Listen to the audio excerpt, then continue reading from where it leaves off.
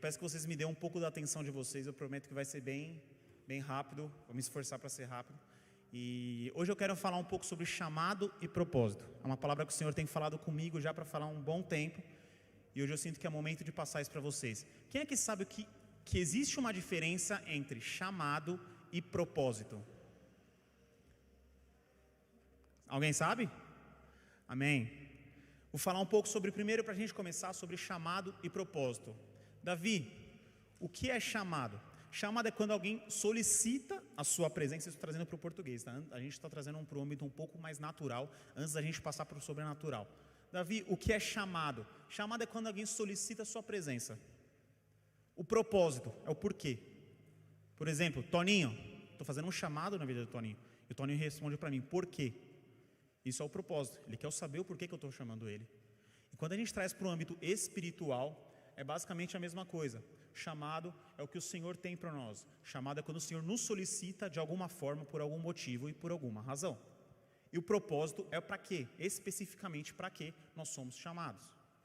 Dito isso, eu quero falar um pouco sobre chamado. Porque as pessoas perguntam, Davi, qual que é o meu chamado? Como que eu entendo qual é o meu chamado? Eu entendo que chamado é importante, eu entendo que existe uma diferença entre chamado e propósito. Mas primeiro eu quero começar a falar sobre o chamado. O que é chamado? Como eu descubro o meu chamado? Primeiro, quando a gente fala sobre chamado, chamado é universal. O mesmo chamado que o Senhor tem para a minha vida, o Senhor tem para a vida do Ariel, o Senhor tem para a vida do Juan, o Senhor tem para a vida da Raíssa, o Senhor tem para a vida do Vinícius. Quando nós falamos sobre chamado, o chamado é universal. Davi, e qual é o chamado? Quero que vocês abram a Bíblia em Mateus 28, do 16 ao 20. Mateus 28, 16 ao 20, fala sobre chamado. O título é A Grande Comissão. Quem já ouviu falar da Grande Comissão? Amém. Aqui vai explicar o que é a Grande Comissão. Tem se tornado bem comum esse termo, não é de hoje, mas a gente tem visto bastante pessoas falar. Mas quem já ouviu falar sobre equibalo? Equibalo. É muito comum a gente vir em pessoas muito falando sobre grande comissão e principalmente sobre equibalo. Quando nós falamos sobre grande comissão, nós falamos sobre envio. Agora, quando nós falamos sobre equibalo, nós falamos sobre um envio, como posso dizer, agressivo. Equibalo é como se fosse uma expulsão, não é simplesmente um envio. Quando a gente fala sobre equibalo, é quando o Senhor está te enviando de uma forma agressiva. Quando o Senhor está te enviando de uma forma, cara, é sem volta. Vai, e eu preciso que você vai e vai. Quando nós falamos sobre equibalo, nós estamos falando sobre isso. Mateus 28, do 16 ao 20. E os 11 discípulos foram para a Galiléia, para o monte que Jesus lhe indicara. Quando viram, o adoraram, mas alguns duvidaram. Então Jesus aproximou-se deles e disse: Foi-me dado toda a autoridade no céu e na terra. Portanto, vão, façam discípulos de todas as nações, batizando-os em nome do Pai, e do Filho, e do Espírito Santo, ensinando-lhes a obedecer a tudo que eu lhes ordenei. E eu estarei sempre com vocês até o fim dos tempos. Karen, você pegava para mim, por favor? Amém. Quando fala sobre Mateus 18, do 16 ao 20, a gente fala sobre a grande comissão. Davi, o que é a grande comissão? Quando a gente fala sobre envio. Basicamente envio. E o que é isso? Isso é o chamado. Davi, qual que é o meu chamado? O que Jesus está falando naquele momento? Cara, vai e me leva.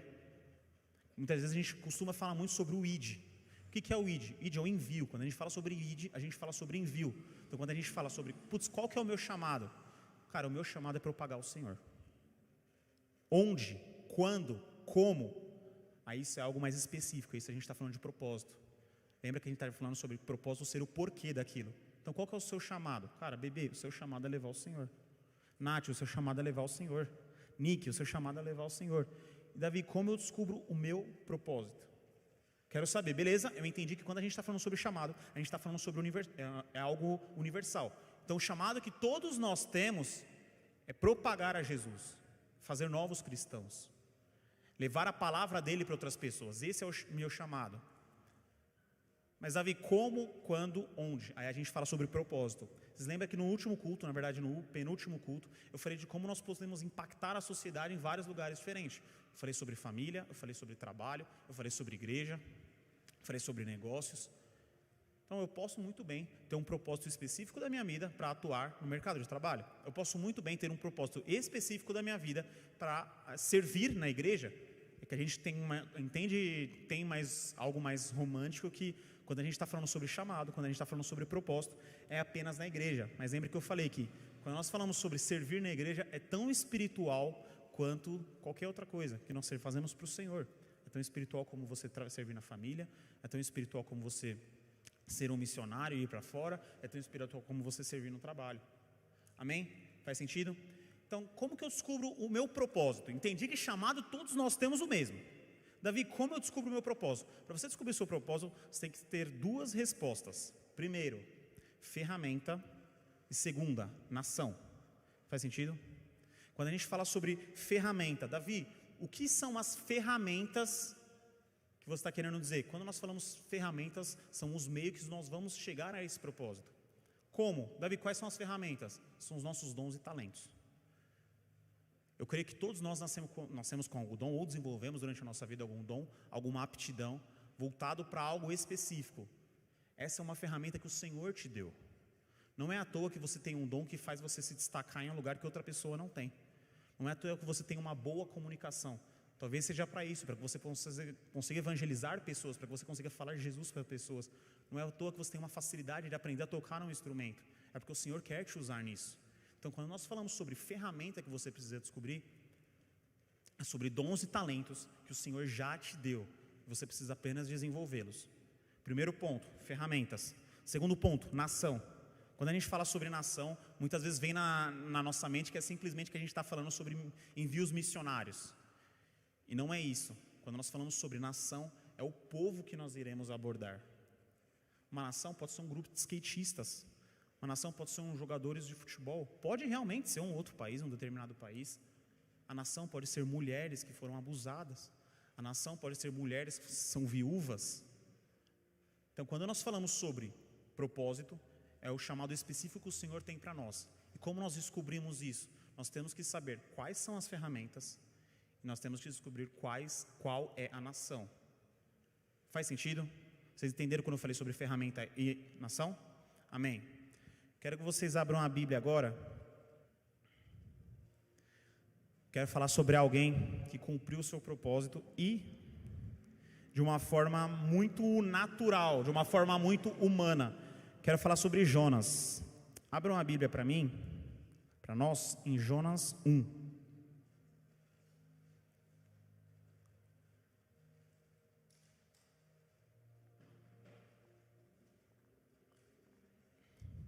Quem conhece a história do profeta Jonas? Amém? Quando a gente fala sobre profetas, a gente costuma romantizar muito os profetas. E não é para menos, cara. Quem foi Elias? Quem foi Eliseu? Os caras foram muito acima, muito acima. Mas eu gosto muito do profeta Jonas, porque o profeta Jonas é um profeta gente da gente. Ele é um profeta que parece que ele é mais humano do que os outros profetas. E é muito legal quando a gente estuda um pouco sobre a história de Jonas e a gente vê o chamado que o Senhor tinha para a vida de Jonas. A gente vê o propósito que o Senhor tinha para a vida de Jonas. Se vocês puderem abrir para mim, Jonas 1. Eu quero dividir em 5 passos a vida de Jonas. 5 passos dessa história de Jonas que eu vou contar. Primeiro passo, Jonas foi chamado. Amém? Jonas 1. A palavra do Senhor veio até Jonas, filho de Amitai, com essa ordem: vá depressa à grande cidade de Nínive e pregue contra ela, porque a sua maldade subiu à minha presença. Para começar, o chamado de Jonas era o mesmo que o nosso. O chamado de Jonas era universal. Levar a palavra do Senhor. Qual foi a ferramenta, qual foi a nação que o Senhor passou para Jonas? Você vai falar em Nínive. O propósito que eu tenho para a sua vida específico nesse tempo é que você vá até Nínive e pregue sobre o arrependimento. Pregue que a cidade não está seguindo o que eu estou falando. Se continuar dessa forma, a cidade vai ser destruída. Primeiro passo, Jonas foi chamado. E o que me chama mais a atenção é que, se a gente for parar para pensar um pouco, é estimado que na época, Nínive era uma cidade com 600 mil pessoas. E dessas 600 mil pessoas, ninguém seguia o nosso Deus, ninguém seguia o Deus de Israel. Por quê? Porque o Senhor precisa chamar alguém de Israel, alguém de outra nação, para ir até Nínive. O Senhor precisou chamar um missionário, que era em teoria da cidade mais próxima, do povo mais próximo, da terra mais próxima, para ir até Nínive, para falar sobre o verdadeiro Deus de Israel. Na época eles adoravam ao Deus, sempre esqueço o nome dele, Assur. Na época eles adoravam ao Deus Assur. Então o primeiro passo, Deus chamou Jonas, cara, vai até Nínive e pregue sobre o arrependimento. Pregue que eles estão adorando ao Deus errado e que se continuar dessa forma, a terra será destruída. Primeiro ponto, Deus chamou Jonas. Segundo ponto, Jonas foge, entre aspas, nega. Jonas 1:3. Mas Jonas fugiu da presença do Senhor, dirigindo-se para Tarsis. Desceu à cidade de Jope, onde encontrou um navio que se destinava àquele porto. Depois de pagar a passagem, embarcou para Tarsis, para fugir do Senhor. Legal que é a primeira vez, por isso que eu falo que Jonas é um profeta que era gente como a gente. É a primeira vez que a Bíblia relata um profeta que diz não para o chamado que o Senhor tinha para a vida dele. É a primeira e única vez que a Bíblia relata que um profeta negou um chamado que o Senhor tinha para a vida dele. Nesse momento Jonas disse o quê? Cara, eu não vou. Davi, mas por que Jonas não aceitou ir para Nínive? Por que Jonas fugiu do chamado que o Senhor tinha para a vida dele ali? 2 pontos. Principalmente, a gente fala sobre medo. Medo de 2 coisas. Primeiro, medo da sua própria vida. E segundo, medo do que aconteceria com o seu povo. Medo do que aconteceria com o povo de Israel. Por quê? Porque Nínive, os ninivitas eram conhecidos por ser um povo muito bárbaro. Os ninivitas eram um povo que eram conhecidos por ser um povo muito agressivo. Eles eram um povo que matavam as pessoas muito fácil, invadiam terras, destruíam terras de uma forma muito fácil, como se não fosse nada. Então, nesse momento, Jonas teve medo, primeiro, da vida dele. Por quê? Cara, imagina 600 mil pessoas, e chega um cara lá de outro lugar, chega lá e fala, mano, vocês estão fazendo errado. Esse Deus que vocês estão adorando, não é o Deus correto. Então, ele temeu que o quê? E os caras já têm histórico de ser um povo bárbaro. O que ele imaginou? Cara, eu vou chegar lá, eles não vão nem deixar eu falar, eu vou morrer, eu vou ser morto, vão me abrir aqui no meio. Então por quê? Primeiro medo que Jonas teve, da sua própria vida. Segundo medo que Jonas teve, da sua nação. Porque enquanto Nínive existisse, representaria uma ameaça, essa é a palavra, representaria uma ameaça para o povo de Israel. Por quê? Porque eram povos que, cara, eles eram muito bárbaros, em qualquer momento eles podiam destruir as cidades próximas, em qualquer momento eles poderiam destruir Israel. Então Jonas teve medo por conta da cidade dele, ele falou, putz, eu vou lá pregar sobre arrependimento para eles serem salvos, para depois que eles serem salvos, eles terem chance de vir destruir minha terra? Estou suave, estou de boa. Para mim, para Jonas, ele deve ter pensado assim, cara, para mim é melhor que Nínive seja destruída. Por quê? Porque a gente de Israel tem um adversário a menos, alguém a menos aqui para querer vir destruir a gente. Então por que Jonas disse não para o Senhor? Porque ele teve medo. Jonas recebeu um chamado do Senhor e ele negou por medo. Isso também mostra uma falta de confiança de Jonas na parte do Senhor. Porque se o Senhor estava chamando Jonas, se o Senhor estava dando algo para Jonas, com certeza ele ia sustentar. Com certeza ele ia sustentar uma verdadeira conversão de Nínive, a ponto deles não destruírem Israel. Faz sentido? Isso só mostra o fato de Jonas ter saído. Eu gosto bastante de alguns pontos de geografia nessa época, né? Mostra como Jonas foi para o caminho 100% contrário. Nessa hora, Jonas foi para Tarsis, né? Imagina que aqui, Israel, Nínive, Tarsis.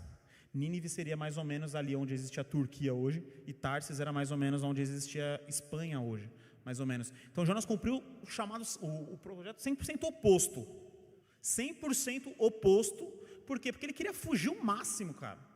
Ele queria sair daquele, ele não queria nem a pau chegar perto de Nínive. E o fato dele ter saído de Israel demonstra que ele não estava simplesmente fugindo do Senhor de uma forma espiritual, mas de uma forma física. Demonstra que lá em Israel o Senhor se movia de uma forma muito forte.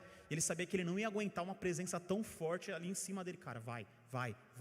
Ele falou, cara, eu não vou conseguir ficar aqui. O Senhor é muito presente aqui, eu preciso realmente fugir do Senhor. Então, o segundo passo da vida de Jonas é: Jonas fugiu do chamado que o Senhor tinha para a vida dele. Jonas negou o chamado que o Senhor tinha para a vida dele. Amém? Terceiro passo: Jonas passa por turbulências. Esse passo eu vou explicar, porque se a gente ler, acho que vai ficar muito extenso. Na verdade, Deus coloca Jonas em turbulências. Nesse momento, Jonas pegou o barco para ir 100% oposto de onde Nínive ia. Foi então que nesse momento Deus mandou uma tempestade muito forte. Por quê? Porque ele queria parar Jonas. A tempestade era tão forte, mas tão forte, que os marinheiros, que os caras ali, donos do barco, que já estavam acostumados a navegar, começaram a sentir: cara, tem alguma coisa estranha aqui, cara. Não é normal, não é simplesmente uma tempestade normal. Algo está acontecendo aqui. A tempestade era tão forte que os próprios marinheiros, cara, macaco velho de mar, os caras acostumados ali, pararam e falaram: cara, acho que o Senhor está fazendo alguma coisa aqui. Nesse momento eles falaram: cara, eu tenho certeza que o Senhor está contra alguém que está aqui dentro. Não está rolando normal. O Senhor tem algo contra alguém que está aqui dentro, a gente vai descobrir. Nesse momento a Bíblia fala que eles lançaram a sorte, que era algo muito normal, que eles lançaram dados, e para descobrir quem que era o cara ali no meio que estava causando, quem que era o cara ali no meio que estava fazendo eles passarem por aquilo. Em Provérbios fala que até a sorte o Senhor controla, e graças a isso deu Jonas, graças a isso foi até Jonas, e os marinheiros perceberam e falaram: cara, que está pegando aí? Aí, agora sim, vamos abrir Jonas 1, do 11 ao 12. Jonas 1, do 11 ao 12. Visto que o mar estava cada vez mais agitado, eles lhe perguntaram: o que devemos fazer com você para que o mar se acalme? Respondeu Jonas: peguem-me, joguem-me ao mar, e ele se acalmará, pois eu sei que é por minha causa que essa violenta tempestade caiu sobre você. Só um ponto aqui, agora chegando no ponto que eu queria chegar. Jonas tinha total consciência, Jonas não é nenhum bobo, ele tinha total consciência que se naquele momento ele se arrependesse, ele fala: cara, eu vou para Nínive, a tempestade pararia. Jonas tinha total consciência que se ele, naquele momento, ele dissesse sim para o chamado que o Senhor tinha para a vida dele, a tempestade pararia. Mas o que Jonas falou? Cara, me joga no mar. Por quê? Porque ele preferia morrer do que cumprir o chamado que o Senhor tinha para a vida dele. Ele preferia morrer congelado, ele preferia morrer afogado, do que cumprir o chamado que o Senhor tinha na vida dele. Ele tinha total noção disso. Ele tinha noção que, putz, cara, eu estou recebendo uma segunda oportunidade. Eu já disse não para o Senhor uma vez, agora eu estou recebendo uma oportunidade. Se eu disser sim, acabou aqui a tempestade, segue o baile, eu vou lá para Nínive. Mas ele falou: cara, eu prefiro morrer do que seguir o chamado que o Senhor tem para a vida dele. E aqui que isso me remete? Ao que isso nos remete? Suicídio espiritual. Quantos de nós, muitas vezes, preferimos pular fora do barco, ao invés de nos arrependermos? Quantos de nós preferimos, muitas vezes, aos poucos, ir morrendo, aos poucos irmos nos afogando, ao invés de dizer sim para o chamado que o Senhor tem para a nossa vida? Falo por mim. Lembro muitos momentos da minha vida que eu recebi um chamado da parte do Senhor e eu disse não. Eu percebi que aquilo foi me afogando. E eu, desde o momento eu sabia: putz, agora eu posso me arrepender, agora eu posso dizer sim para o Senhor, o chamado que o Senhor tem para a minha vida, e eu posso continuar bem. Mas não, eu dizia não. E cada vez que eu dizia não, eu ia afogando e sabia que aquilo era suicídio. Por quê? Porque era eu que estava me matando espiritualmente. Era eu que estava dizendo não. E a cada vez que eu ia dizendo não, a cada dia que eu ia dizendo não para o Senhor, eu ia cada vez mais afogando no mar. Cada vez que eu ia dizendo não, era mais difícil eu abrir a Bíblia. Cada vez que eu ia dizendo não, era mais difícil eu buscar ter um relacionamento com o Senhor. Cada vez que eu ia dizendo não, eu sentia que mais eu ia morrendo espiritualmente. Quantos de nós já passaram ou passam por situações assim? Nós temos um chamado. Putz, cara, meu chamado é estar presente no louvor. Eu sinto que o meu propósito hoje é estar no louvor. Meu propósito é liderar um GC, mas eu vou entregar, vou deixar isso tudo de lá. E você sente que aos poucos você vai morrendo. E quem está se matando é você, porque você tem consciência disso. Isso se chama suicídio espiritual. Ah, não, eu não vou mais liderar, não vou mais participar do louvor, eu não vou mais participar, não servir aqui na igreja. Eu recebi uma proposta lá, o Senhor me chamou para falar de alguém lá no serviço, mas eu não vou fazer isso. Aí você vê, eu passei por isso. O Senhor falou para eu falar de Jesus para uma pessoa no meu trabalho. E eu falei, mano, o cara é gerente, mano, chegar lá. E o Senhor ia martelando, vai todos os dias, vai. Eu dizendo não. Eu percebia que cada vez que eu dizia não, era eu que estava me afundando. Cada vez que eu dizia não, eu ia morrendo espiritualmente. Então, quantos de nós já não passamos por situações assim? Por situações que nós recebemos algo do Senhor, pode ser ministerial, pode ser pessoal, pode ser profissional, mas para glorificar a Ele, algum propósito, algum chamado, para glorificar a Ele, nós dizemos não. E cada vez que nós dizemos não, nós vamos ficando sem força, cara. É difícil abrir a Bíblia. É difícil orar. E não vem nem falar para mim, não, mas eu tô desigrejado, eu estou bem. Estou fora da igreja, mas eu oro, eu leio a Bíblia. Mentira, velho. É mentira. Porque você vai perdendo a força, cara. Cada vez mais você vai perdendo a força. Cada vez mais você vai afundando. Cada vez mais você vai se matando. Isso é suicídio espiritual. Sei que isso é algo muito forte, mas é o que o Senhor tem falado muito comigo. Quantos de nós preferimos morrer aos poucos do que estar no barco e lá no barco nos arrependermos e dizer sim para o que o Senhor tem para a nossa vida? Muitos de nós, muitas vezes é muito mais cômodo você ir morrendo aos poucos do que você dizer sim. Mas graças a Deus, o Senhor é um Deus bom, o Senhor é um Deus misericordioso e o Senhor é um Deus que está disponível a nos dar uma segunda oportunidade. E foi o que Ele fez para Jonas. Jonas preferiu morrer. Falou, cara, eu vou morrer. Eu não quero seguir o que o Senhor tem para a minha vida, eu não quero cumprir o chamado que o Senhor tem para a minha vida, eu vou pular na água, eu vou morrer afogado. Deus mandou um peixe engolir Jonas. Todo mundo já conhece essa história. Muita gente fala que é uma baleia, porém é meio que biologicamente, já estudei, um pouco biologicamente impossível ter sido uma baleia, porque é já comprovado que um humano não consegue passar pela garganta de uma baleia, né? Por isso que a Bíblia não fala baleia, a Bíblia fala um peixe grande. Então, Deus deu mais uma oportunidade para Jonas. Naquele momento que era para Jonas morrer, afogado, era para Jonas, cara, morrer congelado, porque o oceano, que geralmente o que mata primeiro é o frio, depois você morre afogado, em momentos assim. E Jonas recebeu outra oportunidade do Senhor. Veio uma baleia e engoliu Jonas. E lá dentro, Jonas alcançou o arrependimento. Eu vou falar para você, que se aquela baleia, se Jonas tivesse falado não e tivesse saído daquela baleia de algum jeito, Deus ia mandar outro peixe para engolir Jonas. Deus ia mandar outra forma de Jonas ter mais uma oportunidade de dizer sim para o chamado que Deus tinha na vida dele. Davi, por quê? Porque o chamado é muito maior do que nós. O chamado é muito maior do que eu. O que Deus ia fazer na vida de Jonas era muito maior do que ele. Então não seria por merecimento. Não seria por merecimento de Jonas que Deus ia salvar a cidade de Nínive. Então, nesse momento, dentro da baleia, Jonas recebeu uma outra oportunidade. E nessa outra oportunidade, ele disse sim para o Senhor. Nessa outra oportunidade, Jonas se arrependeu. Jonas fala isso aqui. Jonas 2:4. Vou ler 2:4 e depois o 9:10. 2:4. Eu fui expulso da sua presença. Contudo, olharei de novo para o seu santo templo. Jonas 2:9. Mas eu, com cântico de gratidão, oferecerei sacrifício a ti. O que eu prometi, cumprirei totalmente. A salvação vem do Senhor. E o Senhor deu ordens, e o peixe vomitou ele em terra firme. Aqui Jonas alcançou o verdadeiro arrependimento. Davi, como que você sabe que Jonas alcançou o verdadeiro arrependimento? Porque ele fala sobre sacrifício. Davi, o que é sacrifício? Ele sacrificou o que nessa hora? Ele sacrificou ele mesmo. Ele sacrificou a carne dele. Ele sacrificou as vontades dele. Ele sacrificou o medo dele. Não existe arrependimento sem sacrifício de você mesmo. Não existe chamado, não existe você cumprir chamado sem sacrifício, sejam grandes ou pequenos. Quando nós falamos sobre cumprir o chamado, quando nós falamos sobre cumprir o propósito que o Senhor tem para a nossa vida, nós falamos sobre escolhas diárias.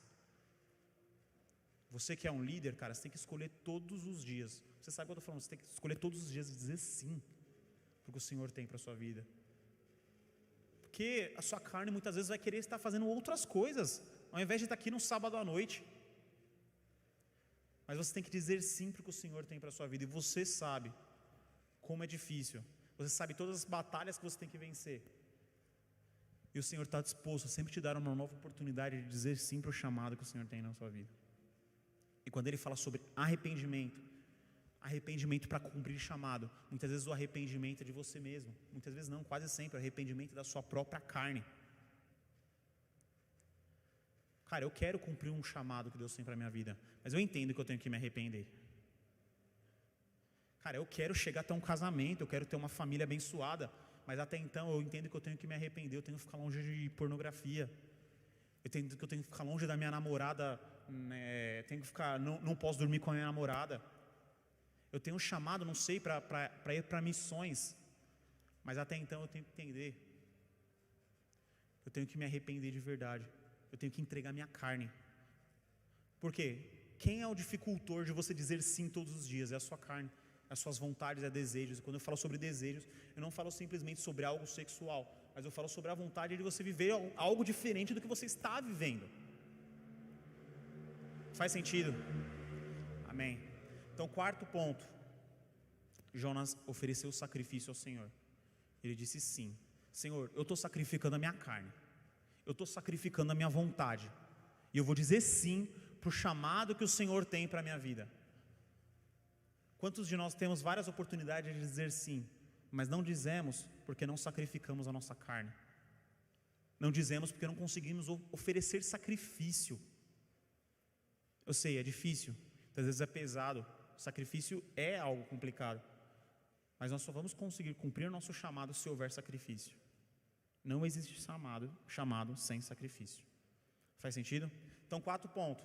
Jonas se arrepende.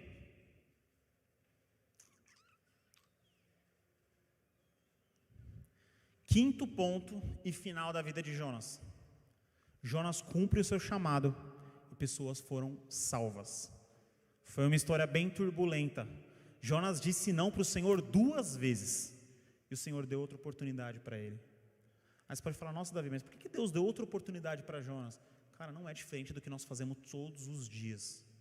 Todos os dias nós temos a opção de dizer sim para o chamado que o Senhor tem para a nossa vida. Todos os dias nós temos a oportunidade de dizer sim, Jesus, eu vou, me envia, é para onde eu quero ir. Mas muitas vezes nós dizemos não.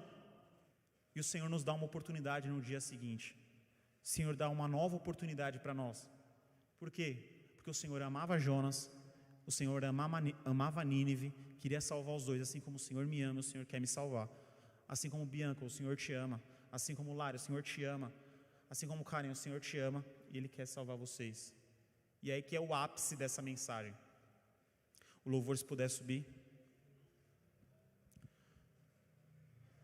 Eu falei que Jonas, ele em teoria foi um profeta igual a gente, um profeta de carne e osso, gente da gente. Por quê? Cara, porque Jonas negou o Senhor mais de uma vez. E mesmo assim Jonas alcançou um feito que ninguém na Bíblia, eu acho que na humanidade alcançou, que foi a conversão de uma cidade inteira. Desde o rei até os moradores de rua, até as pessoas mais humildes, até as pessoas mais simples. Uma cidade inteira foi alcançada pelo Senhor através do sim de Jonas.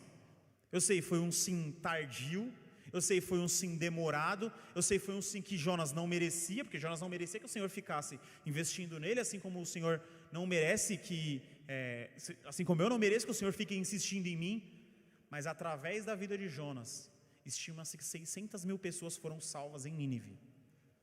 Por quê? Porque a Bíblia fala sobre 140 pessoas, mas existe uma expectativa de 6 filhos por casal naquela época. Uma média de 600 mil pessoas foram salvas através do sim que Jonas disse nesse momento. Se coloque de pé. Se puder apagar as luzes aí, por favor.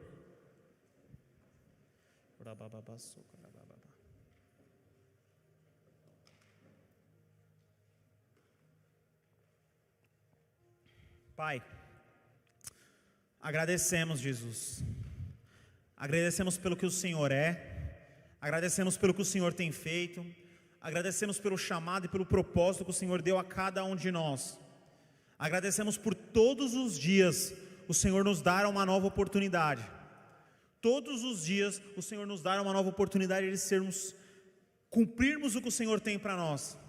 Agradecemos por todos os dias termos uma oportunidade de dizer sim ao ID que o Senhor nos deu.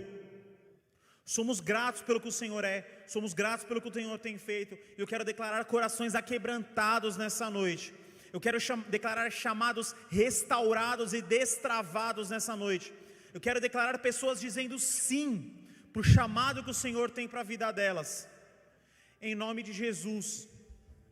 Sinto que existe muitas vezes que nós recebemos oportunidades diárias de dizer sim para o chamado que o Senhor tem para a nossa vida. Todos os dias nós temos oportunidade de dizer sim, mas muitas vezes eu sinto que o que nos frustra é que nós não conseguimos nos arrepender. O que nos frustra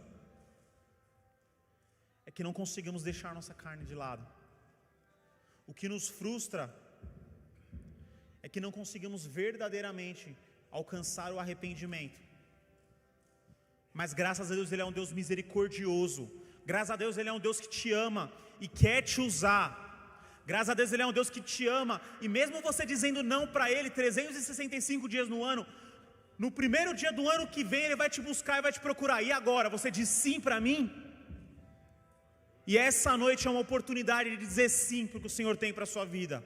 Hoje, dia 26 de agosto, é uma oportunidade de dizer sim para o que o Senhor tem. Em nome de Jesus, fechem os olhos. Eu quero declarar todos os olhos fechados. É 27, né? Achei que era 26 hoje. 27. Todos os olhos fechados. Eu sinto que o Senhor te chamou hoje aqui. Sinto que o Senhor está te buscando hoje aqui.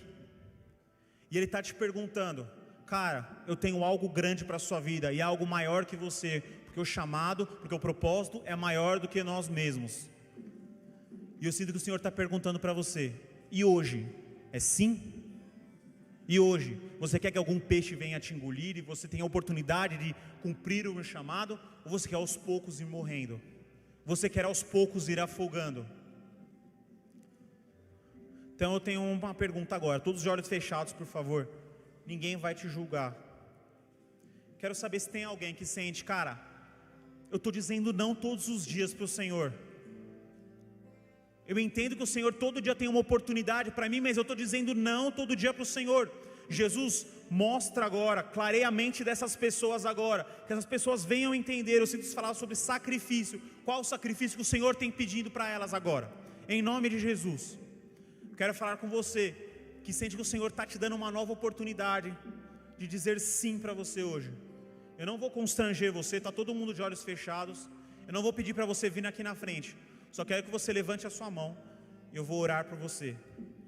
Tem alguém aqui que sente que o Senhor marcou essa data, essa noite, para restaurar chamados? Alguém aqui quer dizer sim para o que o Senhor tem nessa noite?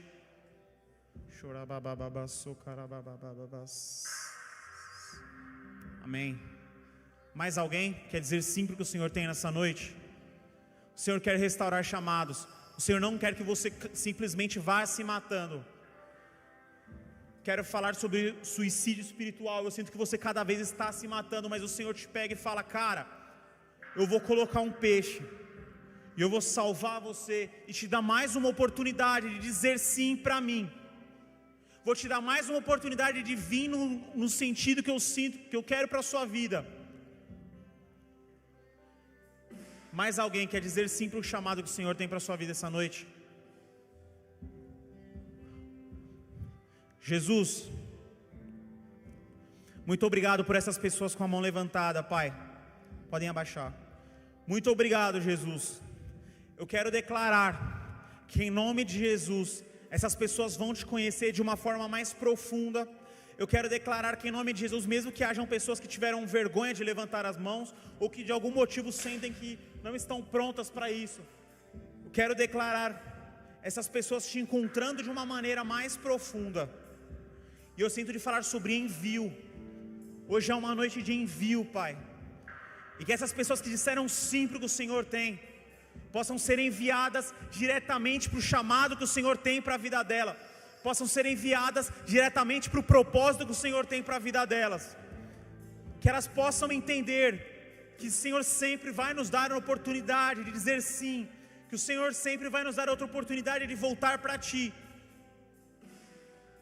mas que o chamado é maior do que nós mesmos, o propósito é maior do que a minha vida, e através do meu sim, o Senhor pode salvar 600.000 pessoas em Nínive. Através do meu sim, o Senhor pode me restaurar, o Senhor pode me buscar das águas.